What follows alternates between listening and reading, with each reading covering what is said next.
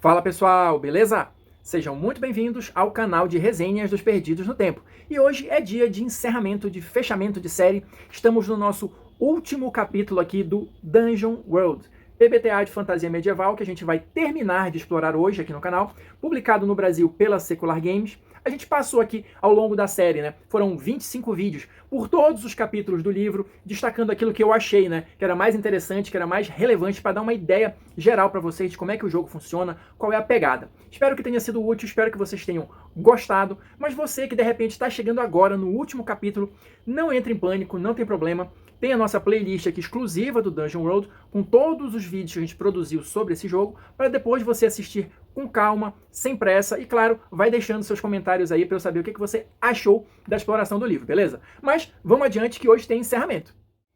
Então olha só, pessoal, para a gente fechar aqui a nossa jornada do Dungeon World, tá faltando comentar só os apêndices. O livro traz 5 apêndices aqui, então a gente vai dar aquela famosa passada geral por cada um deles, para dizer para vocês qual é o assunto que cada um dos apêndices vai trazer. Então, começando logo aqui a jornada, no primeiro apêndice a gente vai ter, olha, os agradecimentos, que vai ser basicamente isso, né? A galera que escreveu o livro original aí, agradecendo quem ajudou de alguma maneira a tornar o livro possível, né? Seja com ideias, enfim, o desenvolvimento todo do livro. E claro, vai trazer também algumas referências, outros jogos que ajudaram, né, os criadores a chegar aqui na versão do Dungeon World. Então, obviamente, a gente vai ter aqui D&D, AD&D, o Apocalypse World, que é a base, né, que eles usaram para criar o Dungeon World, além de alguns outros jogos que são inéditos aqui no Brasil, ou pelo menos eu não conheço, tá? Que são, por exemplo, aqui, Shadow of Yesterday, Burning Wheel e alguns outros jogos que eles vão citando aqui. Mas basicamente, esse primeiro apêndice é justamente isso, é para agradecer todo mundo que tornou o jogo possível de alguma forma.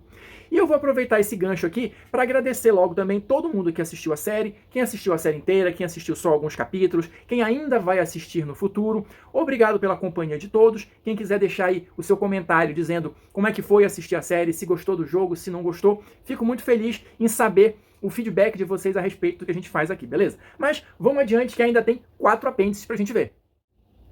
O segundo apêndice do livro vai tratar aqui do tema, olha, ensinando o jogo. Eu confesso que eu achei esse apêndice bem interessante, porque assim, qual é a ideia geral aqui? Tá, você lê o jogo, você gostou, você quer jogar. Você precisa de um grupo. Para você precisar de um grupo, você precisa convencer os seus amigos a jogar Dungeon World, ou apresentar o jogo para eles de uma forma convincente que faça com que eles queiram jogar. Então esse apêndice vai tratar justamente disso. É meio que um manual para você fazer a propaganda, né, do jogo. Então ele vai falando aqui, basicamente, olha, claramente, inclusive, faça propaganda, faça com suas próprias palavras, o que mais te chamou a atenção no jogo, o que você gostou, quais são os pontos altos na sua opinião, fale espontaneamente para, de fato, passar para as pessoas a impressão, né, verdadeira que você está querendo jogar, que você gostou do jogo, que você acha interessante, que você acha que é um jogo que as pessoas precisam conhecer, né? E aí você vai apresentando as classes do jogo, tem aqueles textozinhos que a gente até mostrou aqui quando falou de cada uma das classes. Esses textos foram feitos justamente para isso, olha, por exemplo aqui, para apresentar as informações principais de cada uma das classes. Então, peça para as pessoas lerem, dá uma olhada ali e tal, e aí já parte direto para criar os personagens, né? O livro coloca aqui que você não deve perder muito tempo sendo minucioso ali, explicando detalhezinho de regra e tal. Não, comece logo a criar os personagens, começa logo a jogar de uma forma simples. Você pode ir escalonando aí a apresentação das regras conforme vocês vão jogando e tudo mais. O importante é você conseguir cativar aquela galera ali de início para começar a jogar. Daí para diante, é só você seguir adiante na aventura, seguindo os princípios do jogo, que vai dar tudo certo. O terceiro apêndice, ele vai falar aqui, olha, do tema Convertendo Aventuras. Esse aqui eu também achei bem interessante e bem útil, porque assim, a gente comentou no início da série aqui que a proposta do Dungeon World é inspirada em jogos clássicos, em jogos antigos, né? Tipo a D&D, o AD&D, como eu falei também nesse vídeo.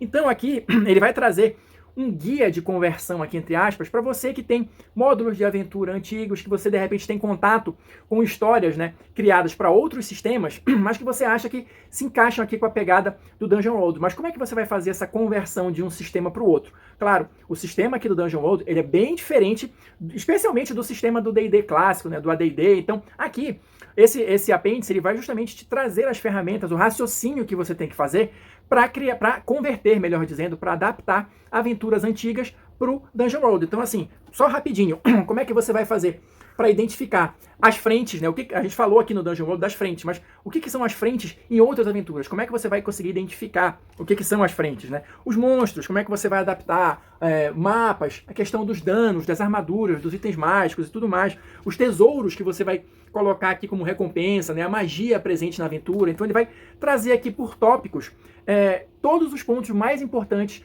todos os pontos mais relevantes que você precisa ter atenção na hora de pegar uma aventura feita para outro sistema e converter e adaptar para o Dungeon World.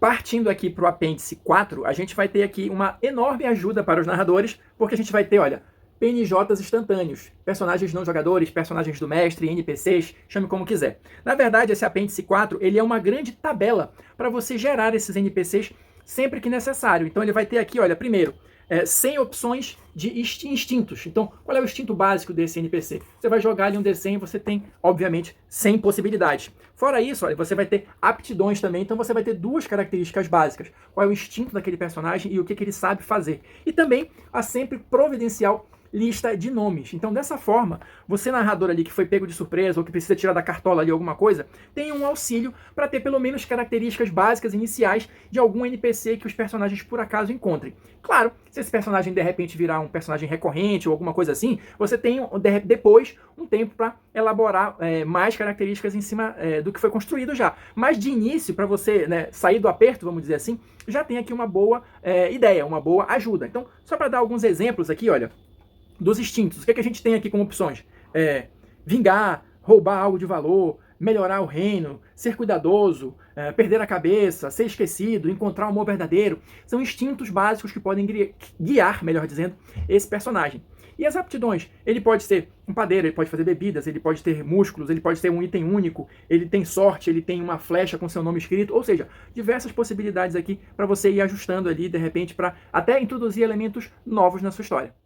E para a gente fechar aqui o nosso passeio pelos apêndices, o 5º e último apêndice vai trazer, olha, uma lista de rótulos. Ou seja, vai trazer aqui todos os rótulos que estão ao longo do livro de uma maneira compilada aqui. Então, serve meio que como um glossário ali, como um guia de consulta para você identificar rapidamente. Então, todos os rótulos que a gente mostrou ou que estão presentes no livro foram compilados aqui. Então, e até dá para você usar isso tipo como um resuminho de regras também, né? Porque, olha, tem aqui alcance, o alcance da arma é útil para atacar algo que esteja a alguns poucos metros, né, de distância, enfim, amorfo, relacionado ao monstro, anatomia do monstro e tal, batalhão, relacionado a povoado, uma quantidade aproximada de 1000 defensores armados, ou seja, ele vai trazendo aqui os rótulos e o que significa cada um deles. Então isso aí serve também de lembrete, né? Caso você esteja procurando ali alguma informação específica, você sabe que os rótulos todos estão compilados aqui nesse apêndice 5. Então olha só, são 1, 2, 3, 4 páginas com todos os rótulos presentes no livro e também, como eu acabei de falar, dá para usar isso aqui como lembrete de alguma coisa.